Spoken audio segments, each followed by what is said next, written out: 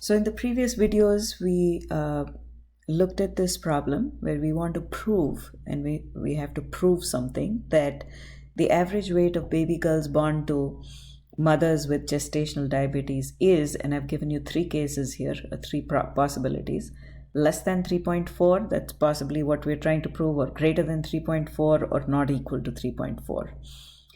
For the less than, we do a left-tailed test. For the greater than, we do a right-tailed test or a right-sided test. And for the not equal to, since the not equal to could mean less than or greater than, it is called a two-tailed test.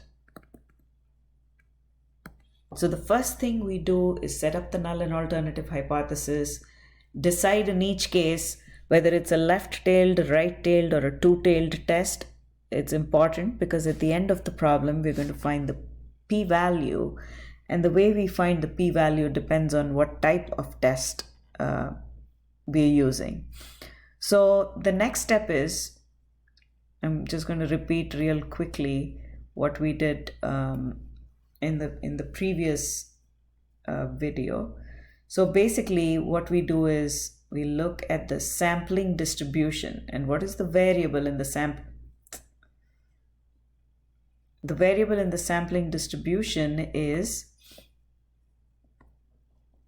x bar. That's the variable. What sits in the center of the sampling distribution is the mean. So in the case of a hypothesis test, we make an assumption. We say, let's assume for the sake of argument that mu is equal to 3.4 kilograms. If mu is equal to 3.4 kilograms, it has to sit in the center of the sampling distribution. But remember, we're only making this assumption. We are saying let's assume for the sake of argument that it is the center, right? So if it is a left-sided test, your sample mean should fall to the left.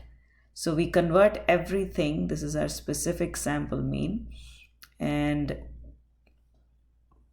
we change this to a standard normal distribution. When I say standard normal, 0, -1, -2, -3, 1, 2, 3. This is what you did in chapter 11.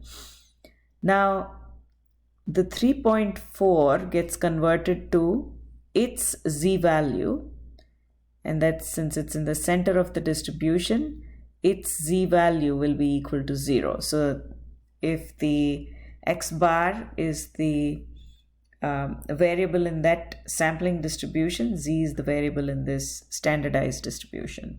So now we convert the x bar to z by using the formula x bar minus mu naught divided by sigma over radical n.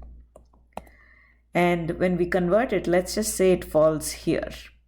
So if it's a left-sided test, we find the area to the left, and that's called the p-value. Now, what do we do after that? P-value is an important number. It's the evidence. It's the area that is the appropriate area. For a left-tailed test, it's the area to the left. Now let's just say the p-value is 0.015. Suppose my p-value, which is the area to the left, is p equals 0.015. Now, what do we do next? We say the significance level alpha is the Greek letter again, is a Greek letter. This is the significance level, not the confidence level, it's the significance level. And we say, usually we use a 5% significance level, although it can be different. 5% is the same as 0.05. So this is how the argument works.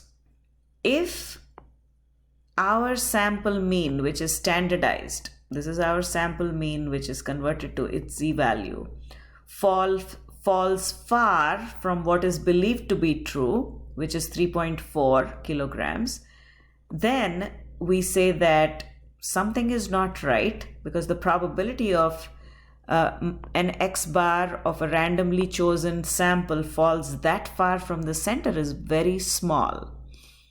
So if the probability of getting an x bar that far from what is believed to be true is so far, then it could not have happened by chance. So we go back and say something is not right with 3.4.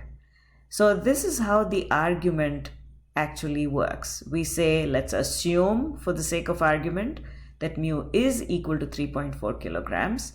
And then if our x bar, which is the sample mean, falls far from the center, then we have evidence against the null hypothesis, which is our assumption of the mean. So it's a little complicated. You have to think through this and understand it. What do we mean by falls far from the center? Let's just say this is our distribution and the center is 0, and that is 3.4 converted to its z value, 3.4 kilograms. If my sample mean fell somewhere close by, then that is what is expected if my 3.4 kilograms is the true mean. It's the actual mean, the correct mean. If 3.4 kilograms is the correct mean, then my sample means, no matter how carefully I choose the sample or any sample that I pick, the mean of that sample will fall somewhere close to what is believed to be true. But if my random sample that I picked from the population has an x bar that far from what is believed to be true, then we can go back and say that the center, the choice of the center was wrong.